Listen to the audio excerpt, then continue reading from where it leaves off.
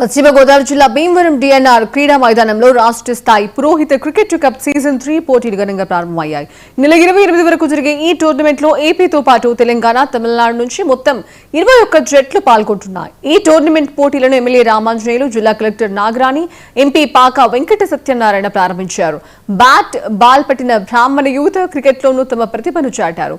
Collector Nagarani batting, bowling చేస్తూ ఆటగాళ్లను ఉత్తేజపరిచారు. ఇక ఈ మ్యాచ్ ను జనసేన జిల్లా అధ్యక్షుడు గోవిందరావు, డిఎన్ఆర్ కాలేజీ కార్యదర్శి గదిరాజు బాబు తదితరులు వీక్షించారు. తమిళనాడు 3 స్టేట్ల నుంచి ఈ బ్రాహ్మర్చిక అలాగే వేద పండితుల్ని సమకూర్చి ఇక్కడ భీమవరంలో డిఎన్ఆర్ కాలేజీలో మా భీమవరం గునుపూడి బ్రాహ్మలు చేయడం మా భీమవరానికి గర్వకారణం. ఎందుకంటే భీమవరానికి ఒక ప్రత్యేకత ఉంది.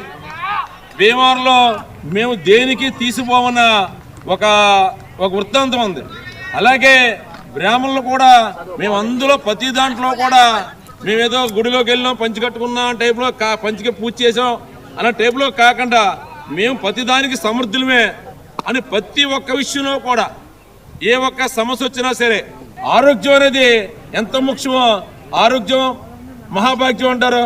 ఇటువంటి మ్యాచ్లు, ఇటువంటి క్రికెట్ మ్యాచ్లు, వాలీబాల్ లాంటి ఆడడం మనకి ఊరికే అలా సమాజానికి కాకుండా మన ఒంటికి ఆరోగ్యం కూడా సమకూరుతుందని, ఒంట్లో ఏమున్నా సరే రోగాలు కూడా పోయి ఆరోగ్యంగా యాక్టివ్గా ఉంటారని కూడా మన బ్రాహ్మలో అనుకోవడం, ఇటువంటి కార్యక్రమం చేయడం చాలా శుభసూచకం.